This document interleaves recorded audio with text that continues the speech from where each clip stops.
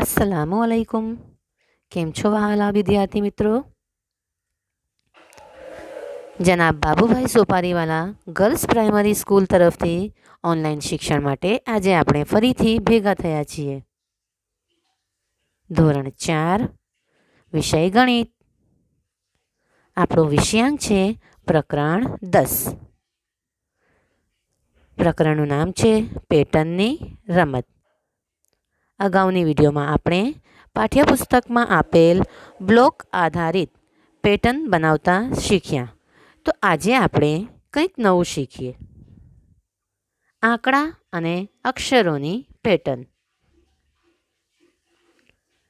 જુઓ બાળકો, અહીં ધ્યાન આપો, મારી સાથે સાથે સૂચના વાંચો। નીચે આપેલી આંકડા અને અક્ષરોની પેટર્ન આગળ વધારો। હવે તમે અહીં જોઈ શકો છો કે આ શું દેખાય છે તમને? ABC। આ છે મૂળાક્ષરો, અંગ્રેજી મૂળાક્ષરો, જેને આપણે પહેલી ABCD કહીએ છીએ। કેપિટલ લેટર છે, બરાબર ને? ABC। હવે C પછી શું આવે છે? DEF। F પછી GHI। તો I પછી શું આવશે?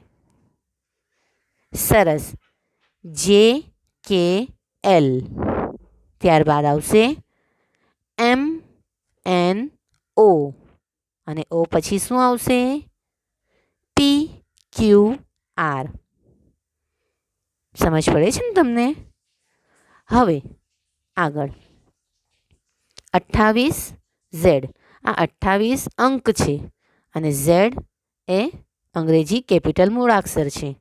28। હવે એની બાજુના ખાનામાં જુઓ, 28ની પહેલાં આવે છે 27 અને ઝેડની પહેલાં આવે છે વાય। 27ની પહેલાં 26 અને વાયની પહેલાં આવે છે એક્સ। તો હવે એના પછીના ખાનામાં શું આવશે? 26 પહેલાં શું આવશે? 25। ખૂબ સરસ। અને એક્સની પહેલાં W। સરસ, 25W। 25ની પહેલાં 24 અને Wની પહેલાં V। 24V। ત્યાર પછી 24ની પહેલાં 23 અને Vની પહેલાં આવે છે U। 23U। એટલે આપણે અહીં આ રીતે જોઈ શકીએ, UVWXYZ। તમે આ રીતે પણ ચેક કરી શકો છો। 23, 24, 25, 26, 27, 28। બરાબર ને? આ રીતે ગણતરી કરીને પણ તમે તમારું લખાણ ચેક કરી શકો છો। હવે જુઓ અહીંયા એના પછી 864, 764। એટલે પાછળના બે આંકડા 64 સરખા સરખા છે, બરાબર ને? એટલે કે એકમનું સ્થાન, દશકનું સ્થાન બંને સરખું છે અને સોનું સ્થાન અલગ છે। 864, 764, 664। તો હવે શું આવશે? સરસ, 564। ત્યાર પછી શું આવશે? 464 અને છેલ્લે 364। તમને સમજાય છે ને? ચાલો હવે આપણે અહીંયા આગળ જોઈએ। 9, 109, 209। હવે શું આવશે? સરસ, એટલે કે અહીં આપણે 100 ઉમેર્યા છે। 9, 109, 209। 209માં 100 ઉમેરો, 309। ત્યાર પછી 409 અને છેલ્લે 509। તમને મજા પડે છે ને આ પેટર્ન આગળ વધારવામાં? ચાલો હવે આપણે આગળ જોઈએ। સંખ્યાની પેટર્ન બનાવો। એટલે આ બંને ખાનામાં આપણે સંખ્યાની પેટર્ન બનાવવાની છે. ચાલો, પહેલી સંખ્યા છે 901. ત્યાર પછી 802. અરે, આ તો કેવી સંખ્યા હોય? હવે તમે ધ્યાન આપો. અહીંયા એકમના સ્થાનમાં જુઓ 1, 2, 2 પછી આવશે 3, એટલે એકમના સ્થાનમાં 1 પછી 1ની સંખ્યા આવશે. હવે અહીંયા જુઓ 90, તો 90માંથી 10 ઓછા કરો 80. તમે આ રીતે પણ કરી શકો છો, અથવા તો વચ્ચે 0 છે તો 0 રહેવા દો, 0 વચ્ચે જ આવશે. અને આ બાજુ છે 9, તો 9માંથી 1 ઓછો કરો એટલે કે 9ની આગળ આવે છે 8, તો 8ની આગળ આવશે 7. આગળની સંખ્યા લખવાની, બરાબર ને? જુઓ 1, 2, 3, 0, 0, 0, 9, 8, 7. હવે આવશે, શું આવશે? 100ના સ્થાનમાં આવશે 6, દશકના સ્થાનમાં 0, એકમના સ્થાનમાં 4, એટલે કે 604. બરાબર ને? સરસ. ત્યાર પછી આવશે 505, અને છેલ્લે શું આવશે? 406. કઈ રીતે આવ્યું? સમજ પડી ગઈ ને? ફરી એકવાર સમજાવી દઉં. અહીં એકમનો સ્થાન જુઓ 1, 2, 3, 4, 5, 6. દશકના સ્થાનમાં 0 જ છે બધામાં. ત્યાર પછી 100નું સ્થાન જુઓ 9, 8, 7, 6, 5, 4. સમજાઈ ગયું ને? હવે આપણે આગળ જોઈએ. 0, 10, 120. આ કઈ રીતે આવ્યું? ફરીથી આપણે એકમનું સ્થાન જોઈએ. એકમના સ્થાનમાં 0, 0 જ આવશે, કેમ કે અહીંયા પણ 0 છે, એની બાજુમાં પણ 0 છે. દશકનું સ્થાન જુઓ 1, 1 પછી આવે છે 2, અને અહીંયા 100ના સ્થાનમાં 0, 0 પછી આવે છે 1. બરાબર? એકમનું સ્થાન 0 જ રહેશે. દશક અને 100ના સ્થાનમાં એક એક સંખ્યા વધશે. હવે આવશે 230. 0 એકમના સ્થાનમાં 2 પછી 3 આવે છે, અને 1 પછી 2 આવે છે. 340, 450, 560. ચાલો, આપણે ફરી એકવાર ચેક કરી લઈએ. એકમના સ્થાનમાં બધામાં 0 દેખાય છે. આ એકમનું સ્થાન જુઓ 0, 0, 0, 0, 0, 0. હવે દશકનું સ્થાન જુઓ 1, 2, 3, 4, 5, 6. ત્યાર પછી 100નું સ્થાન જુઓ 0, 1, 2, 3, 4, 5. તમારી સંખ્યાની પેટર્ન બની ગઈ ને? સરસ. હવે આપણે આગળ જોઈએ. આંકડા વગરની પેટર્ન બનાવો. આંકડા વગરની પેટર્ન એટલે કે જેમાં સંખ્યા ન આવે, ફક્ત મૂળાક્ષરો આવે. જેમ કે અંગ્રેજી મૂળાક્ષર ZBA, YBB. અરે, તમને સમજ પડે છે આ તે શું છે? અહીંયા પણ આપણે પહેલાં આ સ્થાન જોઈએ. જેમ આંકડામાં આપણે એકમ, દશક, 100નું સ્થાન જોઈએ છીએ, એ રીતે અહીંયા પણ આ 3 આપણે સ્થાન જોવાના. એ પછી છે બી, એટલે કે એકમનું જે સ્થાન દેખાય છે ત્યાં એ પછી બી. વચ્ચેના સ્થાન, વચ્ચેની જગ્યાએ બી જ આવશે. જો દેખાય છે, અહીંયા પણ બી છે, અહીંયા પણ બી છે. ત્યાર પછી જે આપણે 100નું સ્થાન કહીએ છીએ ઝેડ, ઝેડની પહેલાં વાય. બરાબર? ચાલો, આપણે હવે આગળ જોઈએ. ABC, વચ્ચેના સ્થાનમાં બી, બી, બી. અહીંયા ઝેડ, વાય, એક્સ. WBD. કઈ રીતે? તો સી પછી ડી આવે છે. બી વચ્ચેની જગ્યામાં જ રહેશે. અને એક્સની પહેલાં આવે છે ડબલ્યુ. ત્યાર પછી ડી છે અહીંયા, ડી પછી ઈ, બી વચ્ચેની જગ્યામાં, ડબલ્યુની પહેલાં વી. હવે ઈ પછી આવે છે એફ, વચ્ચે બી રહેશે અને વીની પહેલાં યુ. ચાલો એકવાર ચેક કરી લઈએ આપણે. વચ્ચેની જગ્યામાં બધામાં જ બી દેખાય છે ને? સરસ.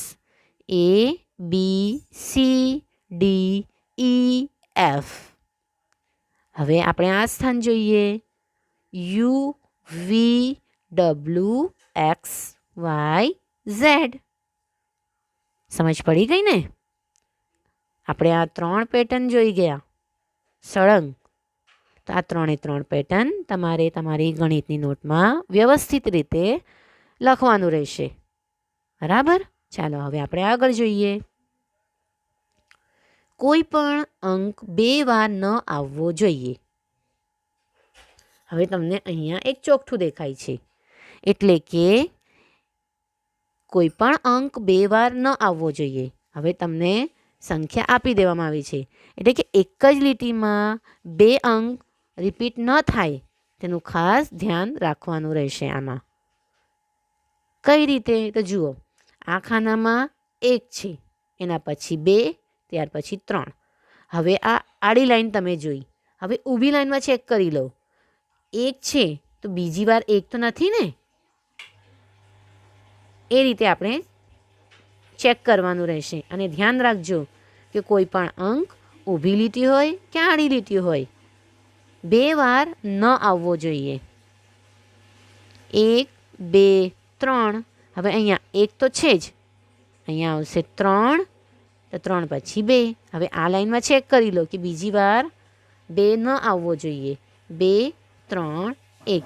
હવે અહીંયા 1 તો છે જ, 3 પણ હતો, તો અહીંયા આવશે 2. અહીંયા 2 આવી ગયા, 3 આવી ગયા, અહીંયા 1. આ રીતે તમારે ધ્યાન રાખવાનું રહેશે. હવે આવી જ રીતે મૂળાક્ષરની પેટર્ન કરીએ. મૂળાક્ષરો એ બી સી ચોકઠામાં એવી રીતે લખવાનો પ્રયત્ન કરો કે એક લીટીમાં કોઈ પણ મૂળાક્ષર 2 વાર ન લખાય. એક લીટીમાં કોઈ પણ મૂળાક્ષર 2 વાર ન લખાય તેનો ખાસ ધ્યાન રાખવાનો છે. અહીંયા ધ્યાન આપો. અહીંયા આપણે એ લખ્યું. હવે એની બાજુમાં આપણે લખીશું બી. અહીંયા આવશે સી. એ બી સી આ લખાઈ ગયા બાદ હવે આપણે લખીશું સી. હવે યાદ રાખજો, અહીંયા સી લીધું તો એની નીચે આવશે બી. અહીંયા બી છે તો આપણે કોઈ પણ એક મૂળાક્ષર લખીએ, જેમ કે એ લખ્યું આપણે. ત્યાર પછી અહીંયા આવશે બી, કેમ કે અહીંયા પણ આ 3 મૂળાક્ષર આવી ગયા. સી એ બી. હવે આપણે અહીંયા ચેક કરીએ. એ અને સી ઉપર આવી ગયા છે એટલે નીચે આવશે બી. અહીંયા બી એ, તો હવે અહીંયા કયો મૂળાક્ષર આવશે? સરસ, સી. હવે જુઓ અહીંયા સી બી, તો હવે કયો મૂળાક્ષર બાકી છે? એ. ખૂબ સરસ. મજા પડે છે ને બધાને? આ પણ તમારે તમારી ગણિતની નોટમાં લખવાનું રહેશે. ચાલો હવે આપણે આગળ જોઈએ. જાદુઈ પેટર્ન. જાદુઈ પેટર્ન કેવી? જુઓ અહીંયા, અહીં અંક 1 થી 7ની પેટર્ન દર્શાવેલ છે. જુઓ કેવી રીતે દરેક લીટીનો સરવાળો 12 થાય. 1 થી 7 અંકોની પેટર્ન છે, એટલે 7 ખાના છે. દેખાય છે ને? 1 2 3 4 5 6 7. આ 7 ખાના છે, એટલે 7 અંકોને આપણે એવી રીતે લખવાના છીએ કે દરેક લીટીનો સરવાળો 12 થાય. ઊભી લીટીનો સરવાળો 12 થાય, આડી લીટીનો સરવાળો 12 થાય, ત્રાસી લીટીનો સરવાળો 12 થાય. તેનું ખાસ ધ્યાન રાખવાનું રહેશે. તો જુઓ અહીંયા ચેક કરી લઈએ આપણે. આ તો અંકો ગોઠવાયેલા જ છે, તો આપણે એનો સરવાળો કરીને ચેક કરીએ કે ખરેખર એનો સરવાળો 12 થાય છે. ચાલો જુઓ અહીંયા 2. 2માં 3 ઉમેરીએ તો 5, 5માં 7 ઉમેરીએ તો 12. થઈ ગયો ને? હવે અહીંયા જુઓ 7, 7માં 4 ઉમેરીએ તો 11, 11માં 1 ઉમેરાય તો 12, 12 થયો. હવે જુઓ 1, 1માં 5 ઉમેરો 6, 6માં 6 ઉમેરો 12. હવે જુઓ અહીંયા હવે આ ધ્યાન રાખો કે કોઈ પણ અંક ડબલ વાર આવ્યો છે એટલે કે રિપીટ થયો છે. ચેક કરી લો. આ 1, 2, 3, 4, 5, 6, 7. તમે અહીં જોઈ શકો છો કે કોઈ પણ અંક ડબલ વાર આવ્યો નથી એટલે કે રિપીટ થયો નથી. ચાલો આપણે હવે આ પ્રકારની એક પેટર્ન કરીએ. નીચે દર્શાવેલ તારામાં 1 થી 9 અંક એવી રીતે ભરો કે જેથી દરેક લીટીનો સરવાળો 15 થાય.